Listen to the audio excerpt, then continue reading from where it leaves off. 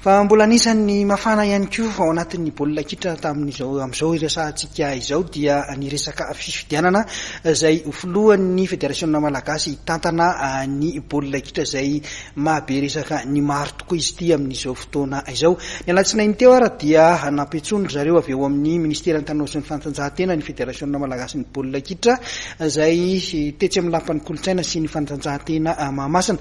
Nisy izay resaka izay ka dia ofitiny namanazakino amintsika ny zava-nisy teny antoerana. Mbola misafotofoty tanteraka ny resaka mahakasika ny fifidianana mpitantana ny federasion malagasy ny baolina kitra amin'izao fotoana izao. Taorin'ny tsy fahavitany izany fifidianana izany tany Sambava ny sabotsy lasa teo tokoa mantsy dia fantatra fa hemitra androany alatsinainy amin'ny 10 ora maraina izany fifidianana izany. Androany maraina nefa dia nandefa taratasy ny FMF fa tsy atao androany indray ny fifidianana noho ny fikorotanana sy fifanakakaizana amin'ny datin'ny fifidianana ny filohan'ny Repoblika Malagasy. Ny fanindran-dalana tamin'izay dia nampiantso ireo ratsa mangaika voakasika ity fifidianana ity ihany koa ny ministeran'ny tanora sy ny fanatanjahantena androany maraina teny amin'ny lapan'ny fanatanjahantena Mahamasina. Tamin'izany no niantsony ireo filohan'ny ligy sy ny mpitantana amin'ny FMF ary ny voamera manokana amin'ny sahana amin'ny fifidianana. Ireo ligy 14 vonina ifidy tany Sambava ihany moa no namaly ny antson'izy ireo. I Théodore Coutormino irery kosa no tonga teny atoerana ho an'ny mpikambana ao amin'ny FMF. Hita nandalo teny Mahamasina ihany anefa iary Zakarabe Kotra olona filoha lefitra ny FMF saingy tsy nijanona haritra.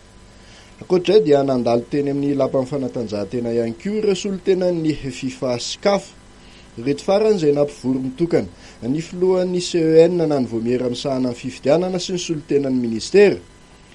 Taorin'izay dia nanao tatitra ny solontenan'ny MGS notarihan'ny Ramatoro Zarakotsafy DSF sy Raherin-Janahary Raymond Pierre ADGPC avao amin'ny MGS fefa nandefa tatitra any amin'ny fioben'ny FIFA sy ny CAF ireo solontenan'ny ireo satria efa dilany tamin'ny 10 ora maraina tokony hamerenana ny fifidianana. Anamarika ireo solontenan'ny rafitra ambony amin'ny baolina kitra maneran-tany sy aty Afrika ireto fa manara-maso sy manao tatitra fotsiny ny andraikiny fa ny any amin'ny foibe no manapaka farany. Tsy atsakilan'izay dia nanamafy ny solontenan'ny ministeran'ny fanatanjahantena fa tsy manana zo anatanteraka fifidianana izy ireo araka ny vaovao ho miely fa mijanona ho mpanara-maso sy mpandamina fotsiny ihany. Ny fanelanelanana hafahana mirosa amin'ny fifidianana araka izany no tena imasoan'ny ministera. Nilaza ny faniriany hamita ny fifidianana kosa ireo ligy 14 tonga teny Mahamasina. Nilaza izy ireo fa tsy teo tompon'andraikitra sy tompon'antoka amin'ny sahazy mety latsaka ka tokony tanterahana ny fifidianana. Ny filohan'ny CEN kosa dia nilaza fa efa nametraka ny datin'ny alatsinainy 5 novambra raha amin'ny 10 ora maraina izy ireo saingy ny FMF no tompo-teny farany noho izy ireo miandraikitra ny fampitaovana sy ny fandaniana. Marihana fa voasoratra ao anatin'ny sata amin'ny fehiny fifidianana ny fahafahana mandefa ny famerenana izany fifidianana izany ao anatin'ny 27 ora raha toa ka ny atsasa-manila miampy iray amin'ny mpifidy no tonga. Izany hoe mpifidy 12 no ilaina dia afaka alefan'ny fifidianana.